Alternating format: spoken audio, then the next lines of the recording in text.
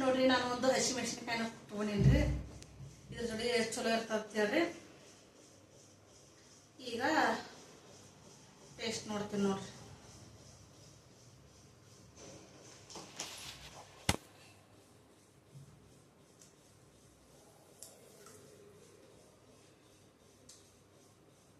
ಈ ಥರ ಮೆಣಸಿನ್ಕಾಯಿ ಕಟ್ಕೊಂಡು ತಿನ್ಬೇಕ್ರಿ. ರೊಟ್ಟಿ ಜೋಡಿ ಚಲೋ ಅದು. ರೊಟ್ಟಿ ಮಾಡಿಲ್ರಿ ನಾವು, ಚಪಾತಿ ಜೋಡಿನೇ ತಿನ್ಬೇಕು. ಈಗ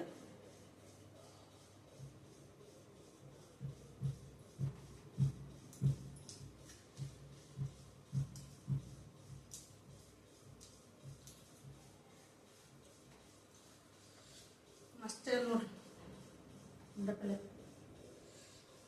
2 ದಿನ ಬರ್ತದ್ರಿ ಪುಂಡೆ ಪಲ್ಯ. ಏನಾಗಲ್ಲ ಪುಂಡೆ ಪಲ್ಯ ಹತ್ರ 2-3 ದಿನ ಇಟ್ಕೊಂಡು ತಿಂತೀನಿ ನೋಡ್ರಿ. ನಾನು ಚಲೋ ಹೊತ್ನಾಗ ಇಡ್ಬೇಕ್ರಿ ಮುಚ್ಚಿ, ಮಸ್ತ್ ಆಗ್ತದೆ. ಈ ವಿಡಿಯೋ ನಿಮ್ಗೆ ಇಷ್ಟ ಆದ್ರೆ ಒಂದು ಲೈಕ್ ಮಾಡಿರಿ.